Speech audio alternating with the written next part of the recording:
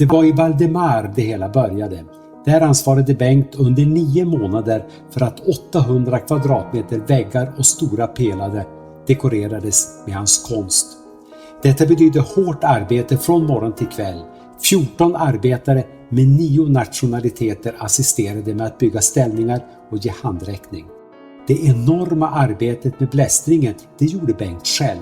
Och han gillade stämningen och han gillade dialogen med arbetarna eftersom det gav honom inspiration och kraft.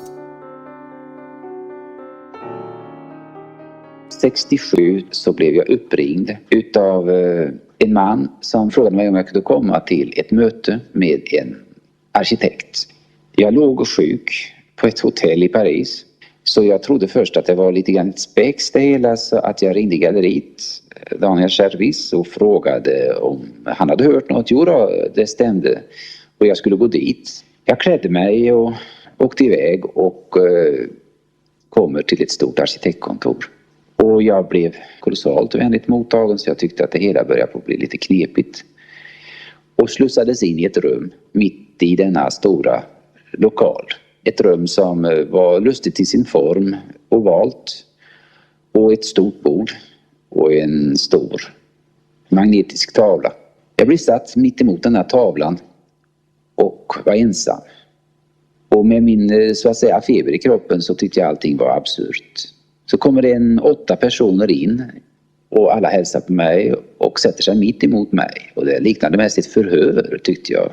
Men i alla fall, de satt igång och började på att prata en i taget. Och började på att dra upp stora kartor och ritningar på mot den här magnetiska väggen. Och när de hade talat ungefär en timme så slutade chefen, Daniel Badani som han heter, visade en stor, enorm hall till detta monstruösa hus som det handlade om. Och när alltsammans var presenterat så helt sonika frågade han mig om jag skulle vilja ta ansvaret för utsmyckning utav det här. Ja, tänkte jag, det enda jag hade att säga det var liksom, jag vill ha betänketid. Jo, det skulle jag ju få. Jag fick en månads betänketid. På så sätt började ett samarbete som sen ledde till att jag fick ansvaret för det konstnärliga utförandet utav den stora entréhallen i La Nouvelle Préfecture Val-de-Marne utanför Paris. Val-de-Marne, det är ett område utanför Paris som är till sin yta ungefär 3 gånger så stort som det nuvarande Paris. Och de räknar att denna yta, och med den satsning som de nu har gjort i kommunala byggnader och i skolor och annat, ska kunna ta emot en 10 miljoners befolkning i framtiden. Hallen som jag fick ansvaret för, det är som ett enormt torg man kommer in i. Och där var det stora väggar, det var pelare som skulle utsmyckas. Det var sammanlagt 800 kvadratmeter som jag fick ansvaret för. Jag hade 18 man som hjälpte mig. Jag hade 9 olika nationaliteter. Och jag var inne i ett material som jag aldrig hade sysslat med förut. Det var naturbetong, det var blästrad naturbetong som vi väl känner till hemma i Sverige. Men som var ett nytt material här nere. Och det var ju förenat med enorma svårigheter. Det var ett enormt ljud. Det var varmt, det var kallt. Ja, det fanns enligt min mening få svårigheter som inte existerade i detta. Svårigheten var ju också den att det man en gång hade så att säga graverat in i ytan, det kunde man inte göra om. Man kunde bara lägga till. Det gällde alltså att i det ögonblicket när man satt igång så skulle man veta ungefär hur tungt man skulle satsa. Man skulle veta att nu sätter jag igång här och har 800 kvadratmeter framför mig. Jag får inte ta till för mycket. Jag måste ta till så att det lever genom alla väggar på ett rätt sätt så att uttrycket när det är klart är balanserat. Ja, jag satt igång i alla fall och levde i denna astronaututrustning 9 månader. Vardag som söndag. Ifrån 9 på morgon till 6 på kvällen. Varje gång jag skulle byta glas, vilket jag fick göra ungefär varje kvart för att när sanden studsade tillbaka mot glaset i min mask så blev glaset efter bara en kvart alldeles mjölkigt. Och jag fick räkna med att varje timme 4 gånger klättra ner från ställningarna i hela denna utrustning med denna huvan och dra mig så långt tillbaka så att man var fri från denna stendamm. Där kunde jag först då ta av mig denna mask och byta glas. Svårigheter av annat slag med arbetet var ju naturligtvis detta att jag hade många man som hjälpte mig. Många kunde inte franska, flera kunde varken räkna eller skriva. Och detta blev ju bekymmer ibland. De skulle blanda sand och cement och annat åt mig i vissa proportioner. Så till början med så gick det ju alldeles galet. Och innan jag förstod att det berodde helt sonika på att den personen kunde inte räkna så långt. När jag stod första gången i Valdemarn och tittade genom lokalen som var då mycket ofärdig, så kände jag ändå att det fanns natur utanför och runt omkring. Och jag hade ju också sett hur konstruktionen på huset skulle bli och kände att här skulle jag kunna invitera ett landskap in i arkitekturen.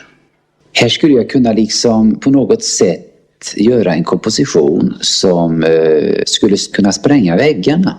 För att på så sätt få bukt med denna enorma koloss. Och när jag då satt igång och började på att göra någon slags landskapskonstruktioner eller kompositioner, så kom ju mitt värmländska landskap in i bilden.